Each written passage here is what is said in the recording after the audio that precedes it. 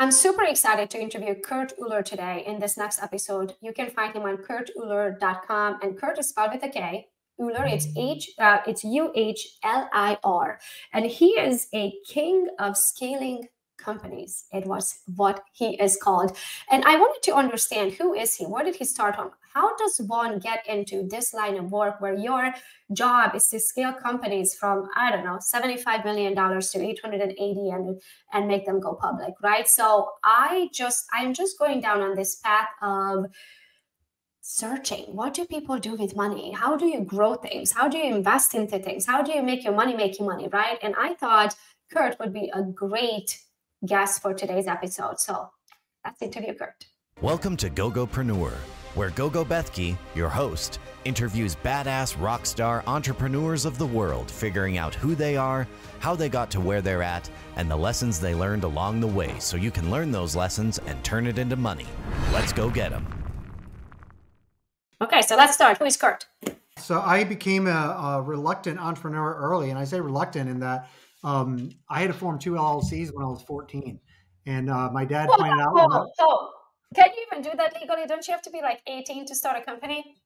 You don't, but at 13, I was hiring enough people that my dad informed me that the federal government was going to make me pay payroll taxes and come after me. So I was going to have to file taxes. Okay. And go find an accountant.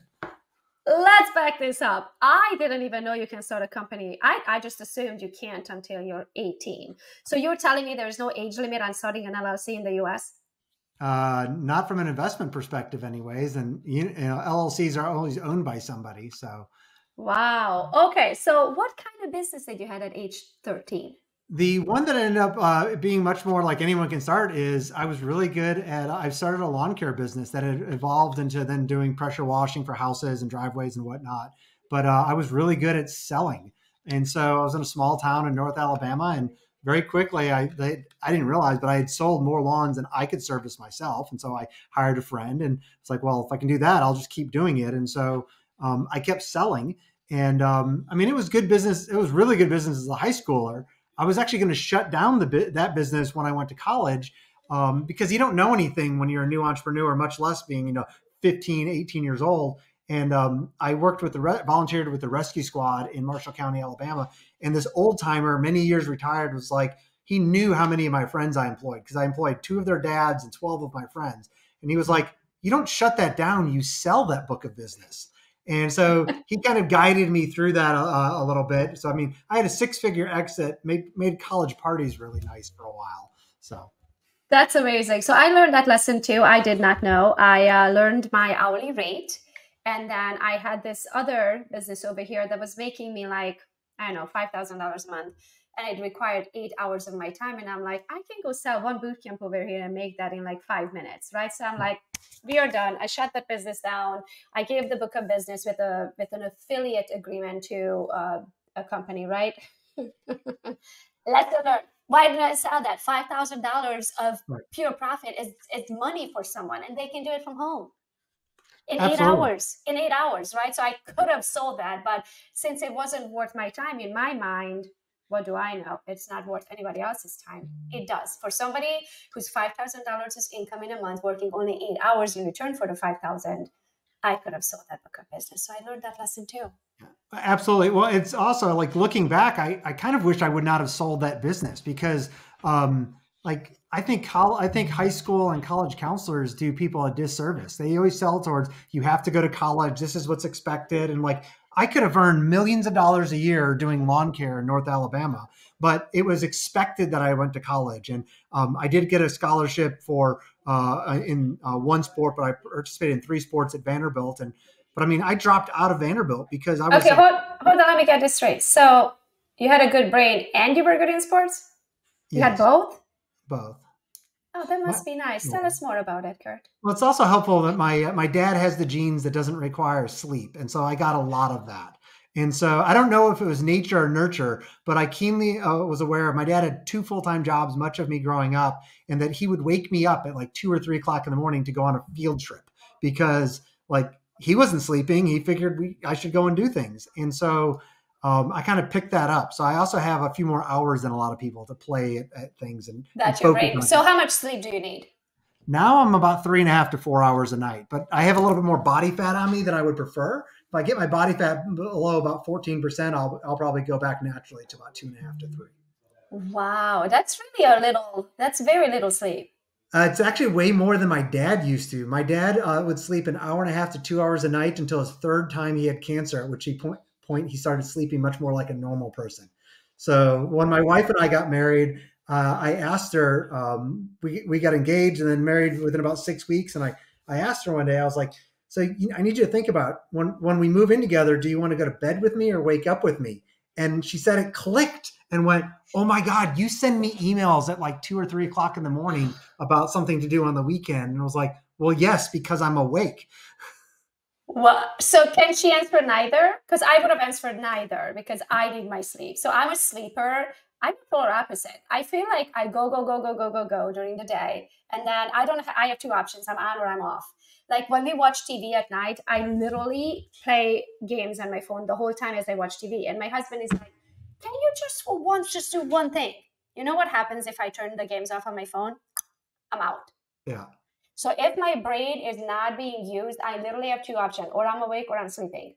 Like there's no in between for me. As soon as I turn the games off on my phone, even though I'm full force watching the movie, I can tell you exactly what's happening. If I'm not playing the game, I'll just fall asleep. He would say I saw the first 5 minutes of every movie unless I played games. So let's go back. You were good at sports. What sports did you play? Cross country, indoor and outdoor track. So okay. I ran. Yeah. And then you went to college for what? I went originally for biomedical and electrical engineering. I was minoring in math as well. But to my knowledge, I had had a couple of internships while I was at school. I thought that meant I was going to sit in a cubicle and do engineering work. And nobody explained to me, and that wasn't appealing to me. Yeah, I'm like doing this face right here. I'm like, I can't. Yeah. I cannot sit in one spot, do the same thing over and over again in quiet, no one to talk to. Nobody explained to me that like said, hey, I could have gone and got a master's in business or an MBA later. And so I went back to my dad, who never really coached me, pushed excessively, but never gave me real advice. And I said, I'm going to drop out. And his response was, okay. And so I dropped out. I dropped out of Vanderbilt with 21 hours left to graduate and took 6 months off. I had had an e-commerce business my brother and I had started that was doing quite well. And I programmed much of the shopping experience, and that was doing well. And my dad goes, what are you going to do? I said, I think I'm going to hang out for a couple of weeks, and we're going to make a go with that company. And so we did. My brother ended up running that business for years as his full-time job. So. And then what happened after that? How did you start going down on the path of, scaling companies, becoming CMOs of multiple companies, and then investing into companies? I didn't intend to. I came out of college finally with a master's in financial engineering, so I could code all the high-end financial quantitative stuff that investment banks work on. And, okay, hold. Bring it down. So, by the way, I'm from Romania. I didn't speak English until I was 21 years old. I'm 42, so I spoke English. I don't speak English now. I speak American and Southern. So would you please translate for your foreigner friend over here? What is quantitative something? What did you even say? Like quantitative finance. And so mortgage-backed securities. So you take a whole bunch of mortgages and there's equations behind the scenes in software that will carve those up into different risk classes and then sell them as bonds. Well, there's software that somebody has the right to do that. So I came out with a master's to be able to identify the risk of all, say, a bunch of mortgages and then carve them up into bonds and then allow those to be sold off by a Fidelity or a Vanguard or something. So and I thought that's what I was going to go do. Is this something that you did in your basement? Is this something you did like Apple in the garage? Like, did you get hired into a bank? Like, how did this even I got silver medalist for a couple jobs with investment banks. And I'm sitting on a couch in Chicago and a retained search firm calls me and says, hey, this isn't what you're looking for, but you seem like an entrepreneur. We have a high-tech company that's the chief strategy officer wants to hire somebody underneath the woman that works for him. Can you come out and interview? And that wasn't what I wanted to do. So I said, thank you, but no, and hung up the phone. And so it was a little company that's really big over Europe now. It was called Navigation Technologies. It became Navtech, and now here, car navigation systems across Europe, Asia, pretty much across the world. So if there was a navigation system with mapping data for the first 15 years of navigation systems in the US or Europe, 100% chance in the US it was from this company's data and traffic. And so the retained search firm calls me back and says, so here's the deal. I spoke to the chief strategy officer. We can't find the person for this. He thinks you're the right type of person. Come and interview. And if any time in the first 6 months, this doesn't make sense for you, he'll pay you out for the year. That was enough for me to come out. And as a dumb 22-year-old, I was like, I'll come out.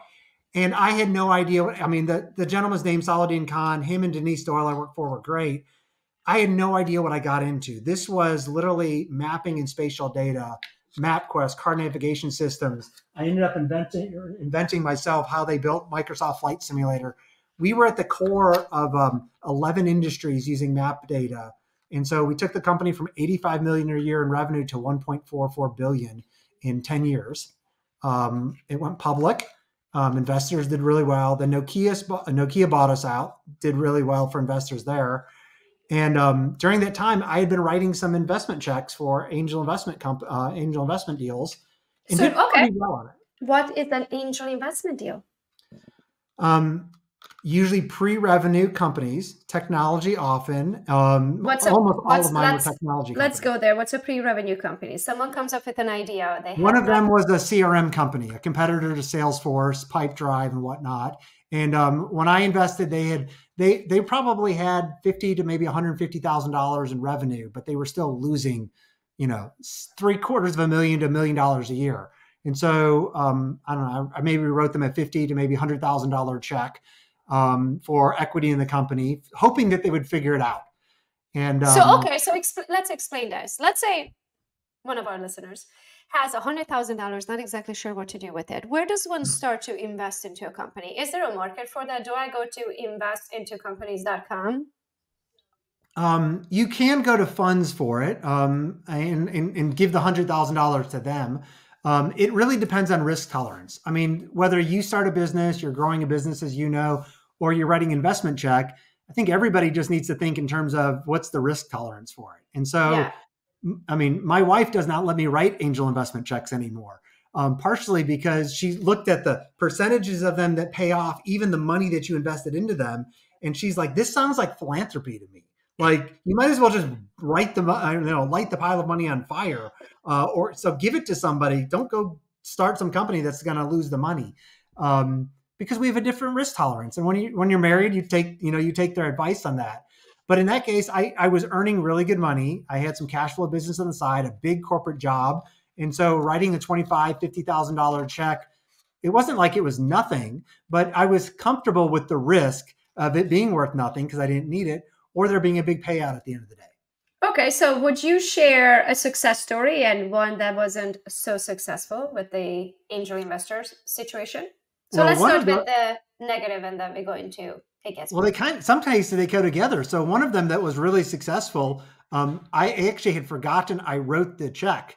It was a CRM company. I won't name the name, but I wrote the check, and I mean, I couldn't take it off on taxes because until a company goes bankrupt, or just like if you buy stock and it goes, until it is sold or goes bankrupt, you can't take a loss unless you have to sell your shares.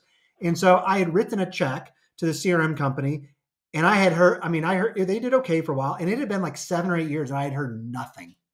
And then a much larger company eventually bought them. I mean, by the time they came back out of it and figured it out, they had raised more money. I mean, I wasn't even getting investor updates, but I had a decent chunk from having written a check years before.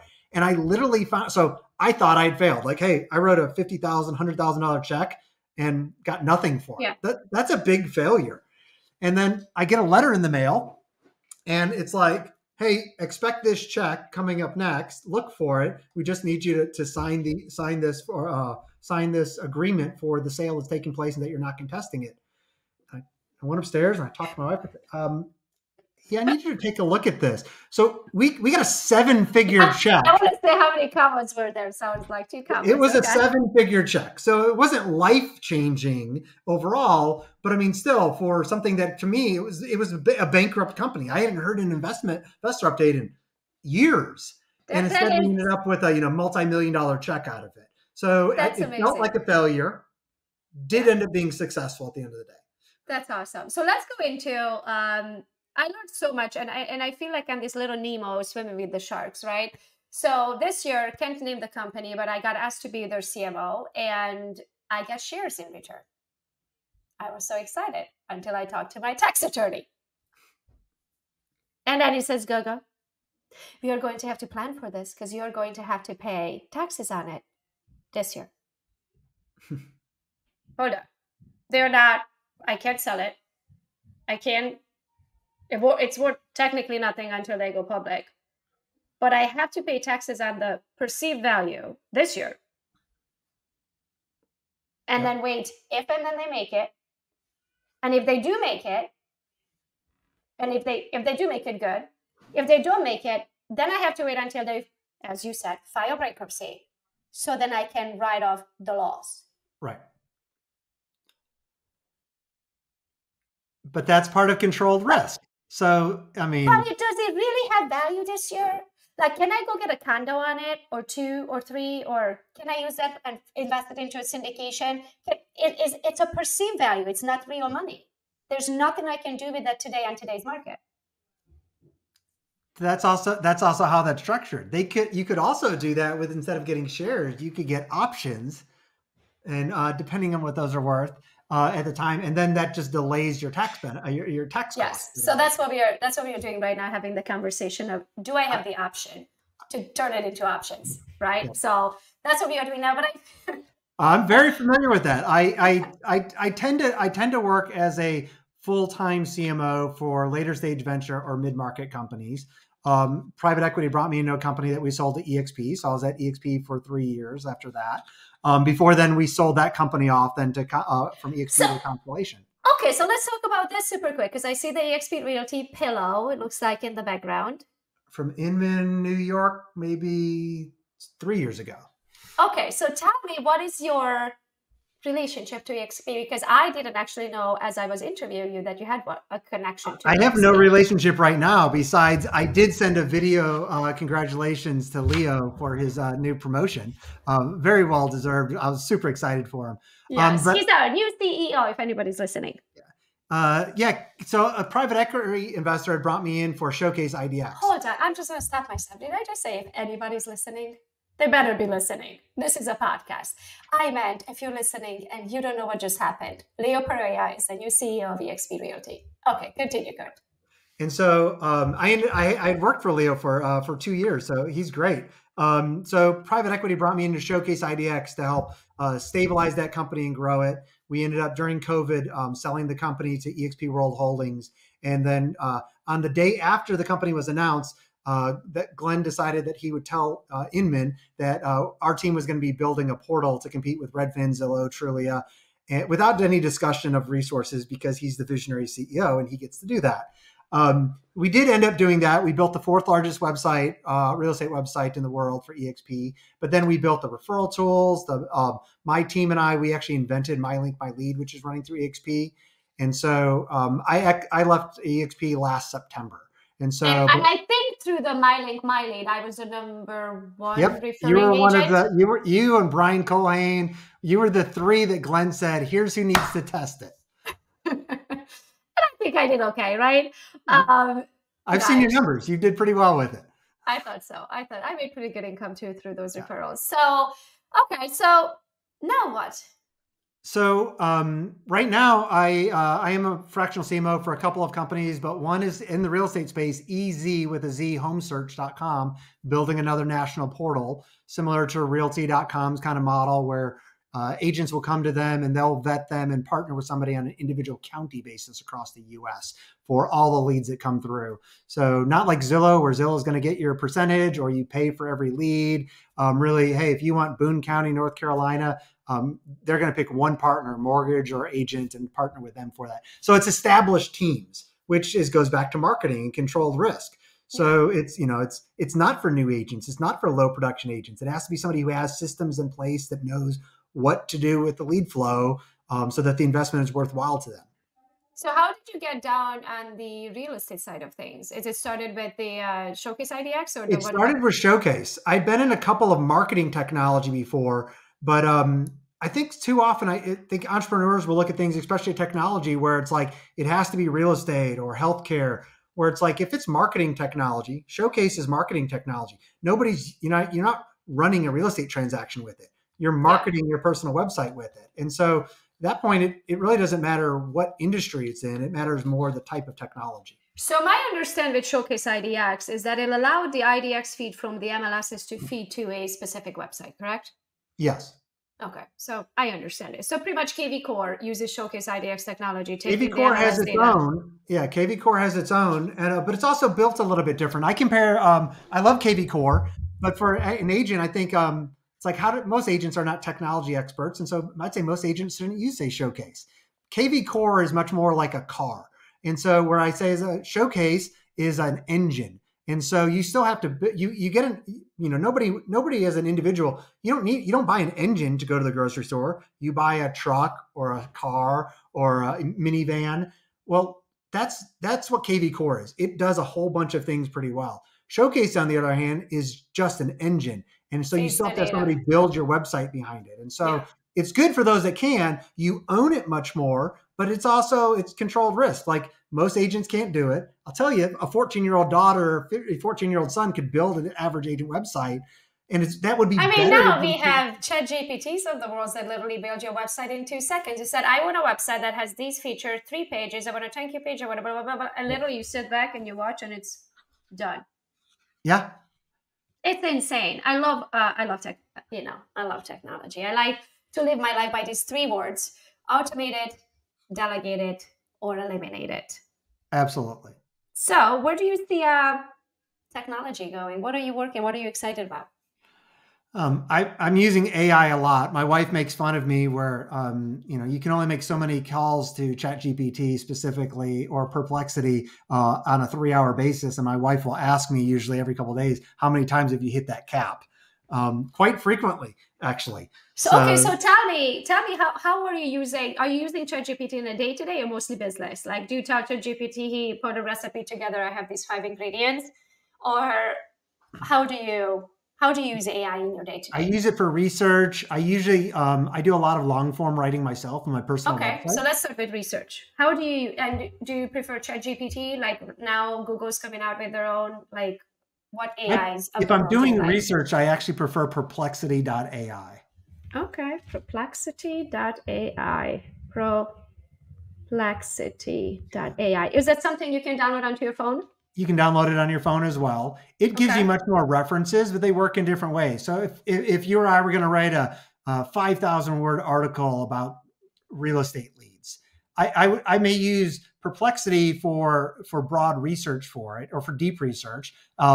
It's going to give much more detail. It's going to help with the research, but and it would give you an outline for the article. But Chat GPT, I find, makes better outlines for articles if you were going to use it for that.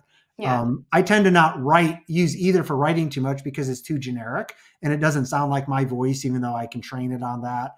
But I will often use one or both of them for research, for outlining things. I'll then do a couple of iterations to see what has it missed, or what have I missed if I'm doing outlines myself, to make sure I'm covering topics. I would much rather do long topic coverage than just something that's short, like a 1,500 word article. There's places for that. But if I'm gonna write about something, I'm probably gonna write a 5,000 to 10,000 word article on it, and then use AI to chop it up into smaller versions. Give me a script for YouTube out of it. Give me short scripts out of it, and I'll use Chat GPT for things like that. Love it. And what do you write for? My wife raises our kids right now and runs our households. We also own a big mountain property in North Georgia, so she keeps everything kind of running for that. But she used to be a marketing exec. So she is starting to take control of my speaking business. And more importantly, for both my consulting and the speaking business, she plays the most critical role, which is much more important than doing the work. She bills for the work, because I inevitably fail at doing that sometimes. And so she just informed me she would be taking that back over for my corporate clients as well. I love it. So how do you make money today? Either fractional CMO for midmarket companies. And so that's cash and retainer. How does that work? Companies, there comes a place, and even at larger companies, one of my clients is at 75 million a year in annual revenue. They could not afford me and their team full time to grow. And so it's a better business model for them to pay for 15 to 20% of kind of my time over the month and let me bring in, do strategy. I'm a full member of their C-level. I show up to board meetings for them, but they just don't have 100% of my time. So they get the expertise of my time. And then I set up processes, which is what they really need. And I'm actually doing more coaching on their mid-level marketers right now for teaching them what to do. So I do that for a variety of companies. And I'm coaching. So can I ask you, is that salary? Is that salary plus bonuses? Is that salary and for shares in the company? Like, what does that usually look like? It all depends. So it's usually retainer plus shares of a company, or retainer plus shares of a company. And my preference is a percentage on the company hitting goals. So got it. So let's talk about retainer. Retainer is not a monthly salary. I'm assuming it's a chunk up front. No, it's usually a monthly salary, but I won't work with a company unless I'm going to be working with them for at least 6 to 12 months at a time. So there are fractional executives that come in and they'll do monthly agreements. I'm like, that's a consultant. That's a short-term opportunity. It's really, I'm working with CEOs and companies where they require a full-time CMO. They just don't have the budget for the expertise. For this, I scale. That's what I do. Company has $20 million a year in revenue. They want it to be 200 million a year in revenue, or 200 million. They want it to be 2 billion. That's where I help the most with companies. And so they want to grow quickly. They can't afford the full-time kind of comp, or they may not need it yet. A lot of companies I work with, they have the bones, like with the house, they have the foundation, and like, not that they couldn't afford me, but it wouldn't be the best use of their resources to bring me on full time. Got it. And then what else do you do? Because it sounded like it was just one of many. I'm coaching 2 CMOs about how to be better at their job at mid-market companies. And I'm coaching uniquely, this is interesting, a CEO came to me. He loves the woman that is his CMO. But he does not know how to communicate with her in terms of marketing because he is marketing and sales illiterate. He's a former software engineer. And so he literally, I am coaching him to talk to his chief marketing officer and chief growth officer on the sales side. And his team doesn't even know that's taking place. So let's talk about marketing. What are your beliefs on social media marketing? On social media marketing? Mm-hmm. Everything is social media. Everything now, and increasingly so, is companies, whether I think it's on the selling to consumers or selling to other businesses, it's all about influence and acting like a media company. And so I mentioned I'm working with Easy Home Search right now. Well, like there's a huge bit of just building the product so that it ranks on Google, but much more of that is to say, hey, like, how do you produce something so that it runs as almost a media outlet unto itself? Like, can you out Zillow? No, you can do what you're doing about creating, YouTube channels and TV channels. And so that's the same type of thing for a portal like that.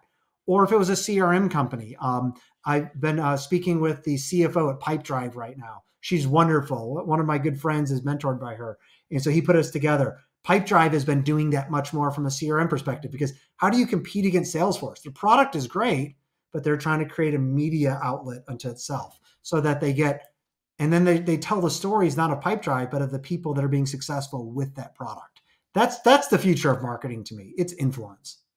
So then some of these, I've only ever built businesses when it's built on a personal brand. Where do you think is going to go with companies like Easy Homes? Easy Home Search. Easy Home Search. Yeah. So where do you think, how do those companies grow? Do you think they're going to go to influencers and break into their audiences? Do you think they're just going to keep it like, what do you think? What do you recommend for these companies to spread the word faster? I mean, they do have to still have brand marketing and build brand and market as the company. But in that case, like Preston, the founder and CEO, he's got a good personal brand. He's worked in the space as an agent broker for years, so we can push him. But I think any of these companies, it is going to the customers, or in Easy Home Search, highlighting and promoting the agents that they're partnering with. But I think for most business companies and even consumer companies, it's using your employees, and this scares so many CEOs, but it's using the employees as influencers. Like, if I was at a CRM company right now where I'm selling software to other businesses, like, are you going to pay more attention to the company brand or to the salespeople and the CEO or the customer success team. And so I think that's much more of where marketing is going. That says, you're right, on personal brand, it makes sense for individual agents, but I think on any business, it's like, I don't want just my local HVAC company. I mean, there's a lot of private equity owned HVAC companies. I'm working with for this property here, we have still a large company, but it's owned by a single person. His father started it. And so it's a different thing. He wants to make sure that when everybody that works for him knows that people and clients will show up to him at church and say, this was my experience with your company. And then so to take a little bit of that off of that as well, he has started at this company, they've started making sure that their sales reps, their customer success teams all have that kind of public facing thing. I found out from one of their head of sales, you can't be a sales company for this HVAC company until you've been a technician for 5 years. Because he's like, you have to know the business before I'll let you sell the business. And then after a couple of years, we'll start promoting you and make you an influencer to the company. That's awesome. That's awesome. And then you have a book for our audience. Yes, I do. So I talk a lot about networking and net weaving. I find so many people don't like networking because it feels selfish. And I think it's very much how you approach business. Net weaving is a term my friend Bob Littell wrote a book on in the 80s, much more of saying, like, it's for those of us that are paid forward. It says, hey, you know that sometimes you can take 11 minutes to do a Zoom introduction with 2 people that could fundamentally change somebody's life or their business. And you'll take that time. That's net weaving. And so this book will walk somebody through that and really teach anybody how to become that trusted resource in their community.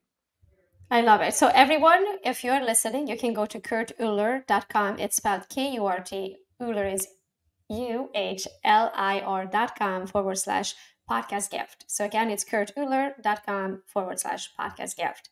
Thank you so much. I had my team download that, so I know what I'm reading later on tonight on the couch. And let me ask you a couple questions. Do you like reading books? A very good bit of books, yes. Okay. What's your favorite book? First one comes to mind. The favorite one I recommend to most people is Profit First. Okay. Why? Because I see so many friends that are entrepreneurs that have a $10, $15 million business, and they're literally one illness away from bankrupt because they don't take money out of their business. They don't structure it so that it actually makes money and throws off cash at the end of the day. Okay. What is the lesson that took you the longest to learn? That I'm probably wrong about at least 3 things in business that I think I'm right about today. I always say, you don't know what you don't know. Like the more you learn, the more you realize, oh gosh, I didn't know that. Well, yeah, I mean, I'm keenly aware of when you're wrong about something, it feels exactly the same as being right about something until you then later realize that was a bad decision. So what do you look forward to? My kids and seeing them grow up. Oh, how old are they now? They're little. I saw your Instagram. Yeah, 4.5 and 2. Oh gosh, you're just going to those ages. I have 14 and 16. Yeah, almost 15 and 17. So totally different ages. Yeah. I love those days. I love those days when you could dress them and they were so cute. They're cute, but my little one, we joke, she's full of spice. If there's a confrontation, she'll dip her head and charge into it. Oh, that's awesome. So you're a girl dad too. What is that you look forward to? Said seeing my kids grow up. And the business side. Business wise, I'm always looking forward to a challenge. Like, it's hard to scale. I've written a couple of long articles. There may be a book about hypergrowth. I've been part of 2 hypergrowth companies. EXP was one of those. Most people try to grow things 5 and 10, 20% a year. I always try to grow things 300%, 700% a year and structure the teams for that. And if something's only growing 10% a year, it bores me. And so I look for the challenges, even the challenges. How do we make this thing grow? Oh, I love it. I have, my trackers have trackers, right? Like I have spreadsheets. And one of the things that we are tracking, it was the agent headcount last year, right? And it was a kind of a painful year in real estate. And the way we are tracking it is an average of a month-to-month growth. So it's not an overall from last year to this year, it's an average to month-to-month. And the average, I think it came out like 2.17% or something like that. And I about threw the computer out the window. I'm like, what do you mean? What do you mean? Right? And and then I was like, oh, hold on. That's monthly. Okay, Right. so how much did we actually grow from last year to this year in a full year? So it comes out to be like 27 some percent. I was like, oh, thank you, Jesus. I was about to like throw the computer out on the window, right? So I realized that monthly growth, right? Like it's sometimes can feel so painful when that percentage is so little. Like I'm like you, like I won't bring that. Like I pull my weight. I want the results on that piece of paper to show the weight that I'm pulling, right? So if I think about that last year, 30% of realtors left the industry and we still grew 27% in the Right. positive, I think that's a pretty good year. Yeah, that's what we experienced that at Showcase as well. The big competitors were IDX Broker, iHome Finder. They were both much larger private equity backed companies. When COVID happened and real estate agents started pulling back their marketing spend and sales spend, their revenues tanked and Showcase kept increasing. Yeah, that's awesome. So any Well, growth was still good. Yes, exactly. Thank God, especially in the down markets, right? You're like, oh, thank you, Jesus. Right? So what is the best way for people to get a hold of you? LinkedIn is the best way to kind of keep up with me from a business perspective, but then my personal website will splinter you off anywhere else. I know some people just like seeing what it's like to be an entrepreneur and scaler, so it'll send you over to Instagram to see pictures of my kids or me and driving a skid steer through the mountain property. I love it. And Kurt spells his name with a K. So if you're looking for Kurt Uhlir, it's KURTUHLIR, pretty much everywhere, including .com, including on LinkedIn /Kurt Uhlir. So Kurt, thank you so much for your time today. Thank you for having me. Thank you for showing up and sharing your knowledge with my audience. Yeah, happy to. Ready to elevate your mindset? Now it's time for What Would Gogo Do?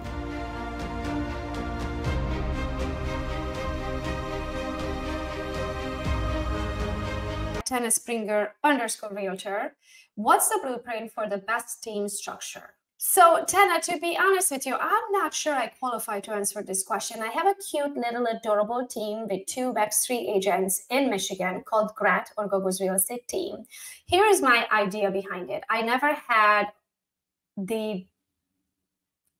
I'm going to use the word idea again. I never had the idea of wanting to grow a mega icon team. I don't want to run an adult daycare. I am not the world's best manager by any means. Being Eastern European, I make people cry on a daily basis by noon, right?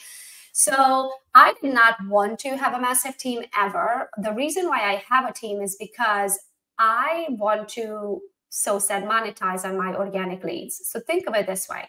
Even my team, I don't have an office, I don't buy leads, I don't have overhead. I like to joke and say, I don't even own a printer for my team, right? I don't even live in the state where my team is at. I live in Tampa or close to Tampa down here in Florida, but my team is up in Livingston County, Michigan. So with that being said, my 2 cents on the subject is do it until it's very, very profitable. So since I don't have expenses, any income that I make on the team, it's pretty much 100% profit for me, right?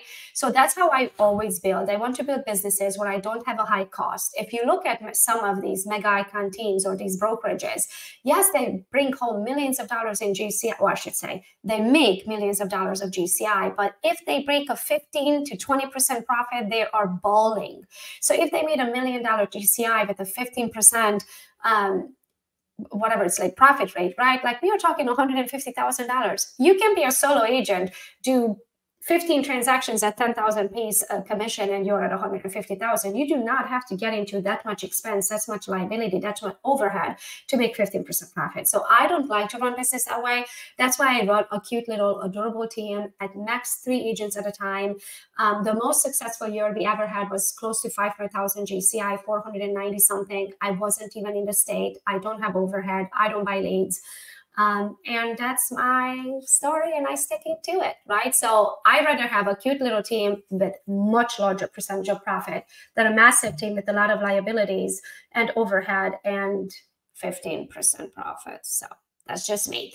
How do I do the splits and the value add? Well, why do agents actually need a team, in my opinion? Because they haven't learned to lead generate. Or if they're good at lead generation, but they're not good maybe at follow-up, or they're not good at systems. So that's my experience with the agents that I had on my team. Or they would they couldn't lead generate if you put a gun to their head, right? But they were really good at following through and getting the clients that we gave them and getting them to the closing table. Or they could get a clients left and right, but if you ask them if they wrote the addendum or when are we closing, they couldn't answer you, right? Because they needed you for the structure. So I feel like there's two types of agents that are usually on a team, and at least those are my experiences, right?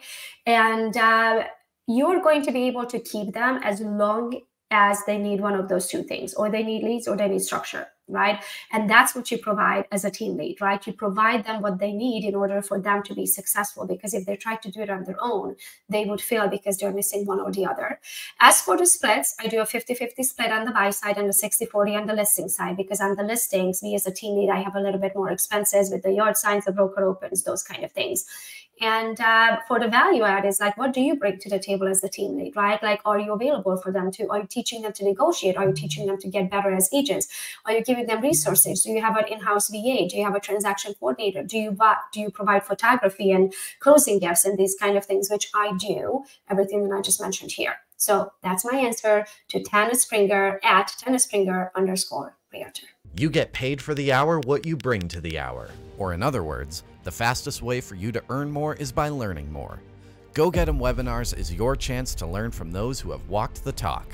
Gogo invites all of the top performers in the industry to guide you through your success journey. You don't need to reinvent the wheel. The roadmap is already laid out. If you haven't figured out how to make money in your sleep yet, you're not running a business. You're stuck in a job. Join GoGet'em Webinars to learn how to earn passively and have your money doing all the heavy lifting so you don't have to. Explore more at GoGet'emWebinars.com. Thanks for joining Gogopreneur. Keep that go-getter spirit alive. Until next time, go get 'em.